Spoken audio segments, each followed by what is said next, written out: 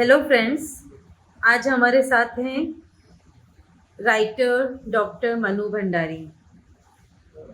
इनकी बुक मौन के उस पार केवल कविता का संग्रह नहीं है, बल्कि भावनाओं, संघर्षों, अनुभव और मन की उन अनकही बातों का सफर है जो शब्दों के माध्यम से पाठकों तक पहुंची है।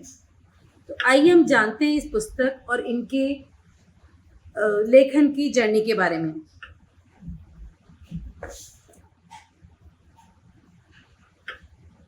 डॉक्टर मनु भंडारी, आपने ये नाम रखा इसका मौन के उस पार, तो इस नाम को रखने के पीछे आपका क्या विचार है, क्या विचार था? जैसे ये मौन के उस पार एक स्त्री की अंतर यात्रा है। ये मेरी जो जीवन की यात्रा है उसको मैंने शब्दों में व्यक्त किया है और इसमें 4 पार्ट्स में ये डिवाइड होती है। तो इनिशियली उपेक्षा और अकेलापन है, अकेलेपन का दर्द है और उसके बाद टूटन का सफ़र है। फिर मैं जब उन संघर्षों से बाहर निकल कर मैंने अपने आप को खोजा तो वो आत्मबोध है और लास्ट में मैं मंगल कामना करते मैं करुणा की तरफ मुड़ी। तो उन संघर्षों को जीते जीते मैं एकदम खामोश हो गई थी। मैं कुछ बात नहीं कर पाती थी और नींद नहीं लेती थी। तो वो खामोशी की वजह से जब उसको मैंने पार किया तो मैंने इस बुक का नाम इसलिए मौन के उस पार रखा। तो मैं आपसे पूछना चाहूँगी कि ये इस पुस्तक को लिखने की प्रेरणा आपको कहाँ से मिली? ये एक्चुअली ये कोई पुस्तक कोई योजना से नहीं लिखी, कोई प्रेरणा एक प्रेरणा से नहीं लिखी गई। ये मेरे उन असंख्य पलों की कहानी है जब मैं टूटी थी या जो भी मेरे भाव थे वो मैं उन्हें कागज़ों पे वो अपने आप उतर आते थे। तो वो सब मेरे जगह-जगह थे, उनको मैंने संकलन किया है मौन की उस पर पुस्तक के रूप में। अच्छा, तो इस पुस्तक की आपकी कौन सी कविता आपके दिल के सबसे करीब है?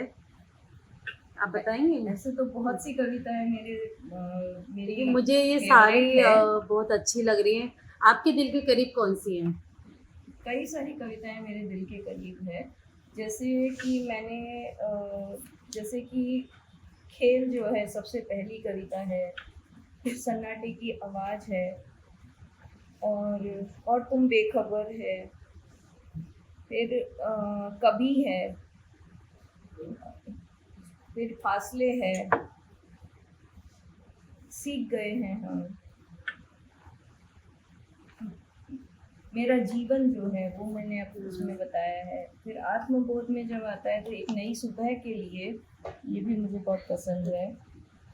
और मैं खुद के साथ हूँ, ये काफ़ी एम्पावरिंग कविता है। और फिर समता है या कुछ और है, वो मेरा अभी जो एंड में जो मेरा मन उस तरफ मुड़ा वो है मंगल कामना है और ठहराव है। एक तो माँ का मौन है, वो भी मेरे काफ़ी दिल के करीब है। हाँ, तो इस बुक की जो कविता है वो आपके व्यक्तिगत अनुभवों पर आधारित है? हाँ, मेरे व्यक्तिगत अनुभवों पर है, जो मेरे अनुभव रहे ज़िंदगी में और मैंने अपने बच्चों का करियर से ध्यान में रखते हुए मैं चुपचाप लड़ती रही। उन संघर्षों की कहानी मौन के उस पार में व्यक्त है। तो ये लेखन आपके लिए एक उपचार की तरह रहा है? हाँ, हीलिंग, इससे हीलिंग मुझे लगता है कि इन अ वे यह स्त्रियों को अपने संघर्षों, क्योंकि बिकॉज़ ये एक जनरल सब स्त्रियों की कहानी को रिप्रेजेंट करता है। बिकॉज़ वो कई तरह के रोल निभाती हैं और कई तरह की चीज़ें उनको सहन करनी होती है। किसी का थोड़ा कम होता है, किसी का ज़्यादा होता है, पर होता है। तो वो जो चेंजेस हैं उनमें एक किस तरह से हम पार होते हैं, तो लास्ट में हम खुद को ढूँढकर और अपने अपने आप का एम्पावरमेंट कैसे कर सकते हैं, वो अगर लोग इसको समझ पाए मेरी भावनाओं को, तो ये उसमें हेल्प कर सकती है। तो डॉक्टर मनु, आप हो सकता है इस पुस्तक को लिखते समय सबसे कठिन पल भी कोई रहा होगा, तो वो कौन सा पल था? वो मेरी अंधेरी रातें और अकेलापन था, जिसने सबसे ज़्यादा कविताएं मुझे दी। तो आप चाहती हैं कि पाठ जो हमारे पढ़ने वाले जो पाठक हैं वो इस पुस्तक से क्या महसूस करें और वो क्या सीखें इससे? आपने कुछ ऐसा सोचा? एक एक कॉमन वो पैटर्न है कि मेरी कविता मेरे दर्द को उजागर करती है, लेकिन बाद में वो एक पॉजिटिव नोट पे जाके भी ख़त्म होती है, जहाँ उस पेन से मैं कैसे लड़ी और मैं कैसे बाहर निकली, मैंने कैसे उसको जीता, वो भी आता है। तो आप उस पर वो कोई भी उसको पढ़े और अगर वो अपने दिल से महसूस करे तो ये हमारी सबकी साझा यात्रा हो जाती है, सभी स्त्रियों की। तो अगर पूरी पुस्तक को एक वाक्य में व्यक्त करना हो तो आप क्या कहेंगी? तो इसका टाइटल ही ऐसा है, मौन के उस पार। हाँ, ये तो है कि मौन के उस पार। इसमें पूरे इसके टाइटल में ये सब आपकी पूरी स्त्री जो होती है कि स्त्री की अंतर्यात्रा सही है सारा, तो वही बता रहा है। तो उन लोगों के लिए आप क्या संदेश देना चाहेंगी? ठीक है, ये आपने लिखी है, आपके शब्द अच्छे, आपने अच्छे शब्दों में उसको पिरोया अपनी अपनी पूरी व्यथा को, लेकिन सब जने अपने शब्दों को, अपनी व्यथा को शब्दों में नहीं पिरो पाते। तो उन लोगों के लिए आप क्या संदेश देना चाहोगे जो अपनी भावनाएं व्यक्त नहीं कर पाते? ये तो भावनाएं हैं जो मेरे कविताओं के रूप में कागज पर उतरी है। अगर हम कविता नहीं लिख सकते तो भी हम कागज पर लिखते हैं तो हमें काफ़ी क्लैरिटी मिलती है। तो हम कागज पर लिखना और उसे भूल जाना या उसे तो वो एक बहुत बड़ा पार्ट माना जाता है साइकोथेरेपी के लिए। तो अपने पेन से जो भी जूझना चाहते हैं वो एक अनसेंट लेटर की फॉर्म में उसको लिख सकते हैं, या और भी तरीके हैं जो अपना सकते हैं।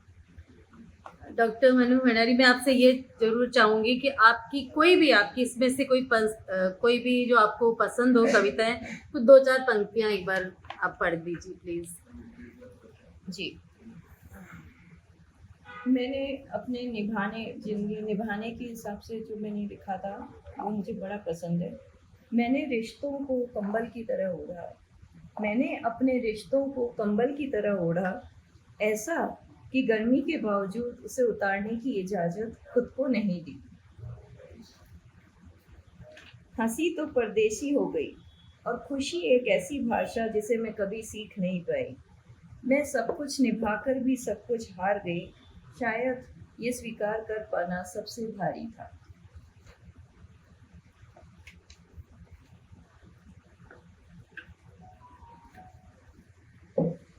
सन्नाटे की आवाज़, जब साथ रहना एक मजबूरी हो और समझा जाना एक ख्वाब, बेहतर यही है कि खामोशी को ही ओढ़ लिया जाए। बस। हाँ, धन्यवाद डॉक्टर मनु। मौन के उस पार उन भावनाओं की आवाज़ है जो अक्सर शब्द नहीं बन पाती। यदि आप कविता, संवेदनाएं और जीवन के अनुभवों से जुड़ना पसंद करते हैं तो ये पुस्तक आपकी दिल को ज़रूर छुएगी। ये अमेज़न पे भी अवेलेबल है। और मैं डॉक्टर मनु को बहुत बहुत धन्यवाद कहना चाहूँगी कि उन्होंने अपनी इस संघर्ष भरी यात्रा को हमारे साथ साझा किया। Thank you doctor Manu. Welcome. Thank you to you. Thank you. अगर आप अपने आप को इस चीज़ से जोड़ते हैं तो आप प्लीज़ आप हमारे इस चैनल को ज़रूर सब्सक्राइब करिए, लाइक करिए। Thank you.